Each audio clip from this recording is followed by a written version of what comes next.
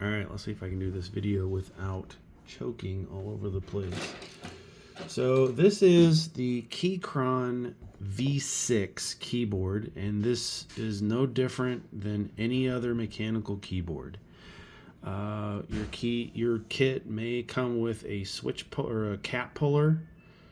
Looks like one of these, or it might look something like this. Either one works just fine. You put it over the key, get the F out of there. You click it down, it clips onto the cap, and you pull straight up. It doesn't harm anything. So what you want to do is you have these little tiny, let me pull one out. Oh, poke it. I got the claw. It's got these little tiny rings. They are just ever so tiny. That you can buy. I'll send you the link, Lauren and family, if you want.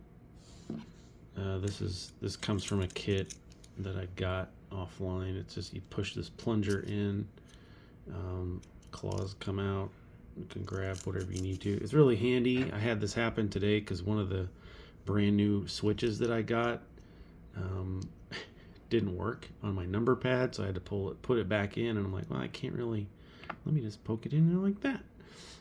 So this is pretty handy. I got it in a kit. So all I got to do, let's scoot this back just a bit. All I got to do is I just take it, put it on my thumb, and just kind of push it right on there. And you don't have to mash it all the way down on the cap, because when you put this on, pressing the button is going to do the job just fine. Now, with Keychron C1 that I had and the caps that I had, I could only get one ring on the cap and still have, when you depress the button down into the switch, have it actuate. This keyboard that I have is a little bit better, and so I'm able to double cap it. And so let's listen to it, what happens when I don't have the cap on. It also depends on your switches, because these are super silent, right? I don't know if you can hear that. It's not making a lot of noise. There's not a lot of wiggle on the post. It's just there. So without rings, I don't have any O-rings on here. Let's put it back on. Let's see what it sounds like. Kind of clacky. All right. Now the other ones all have double rings.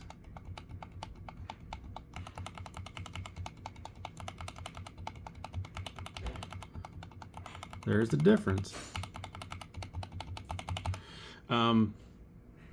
So there is a difference, and it's not incredibly noticeable, but there is a difference.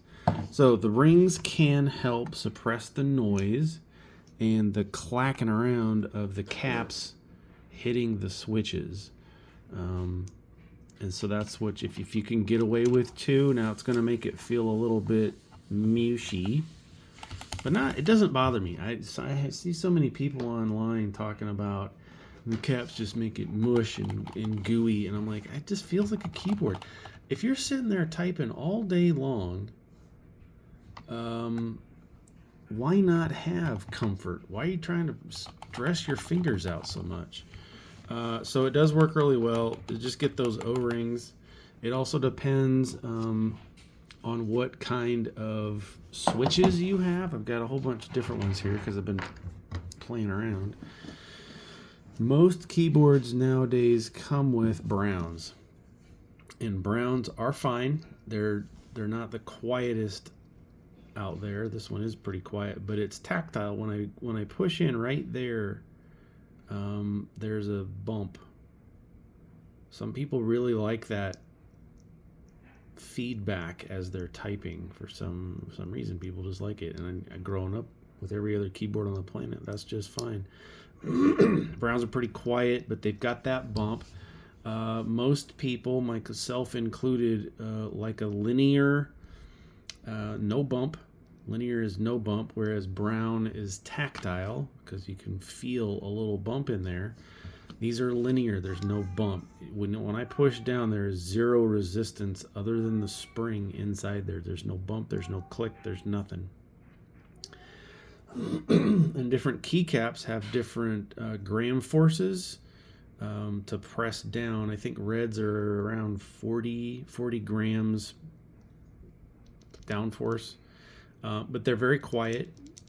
I'm just clacking it extra hard right there. But reds, I always recommend if you're going to work in an office space and you want a quieter keyboard, get some reds. If your keyboard came with reds, I think this came out of, no, it didn't. I don't know what came out of my Keychron. I don't know if I have any switches out of that. Reds are pretty quiet. Everybody likes reds. Whites, these are whites. They are just as much as quiet as the reds. They're supposed to be whites, and silvers are supposed to be like ghost quiet, like if you were a shadow in the dark. Those work just fine. These are the new ones that I just bought. These are the Gamma K Mercury switches. They are equivalent to the reds. But they cost us as much. These just have a little extra bar up for light. But I recommend switching out. Oh, there's also yellows. This is Elaine's, an extra one of hers. Yellows are quiet too. They're linear. They're quiet. The only browns and blues. Browns are going to be tactile because there's a bump.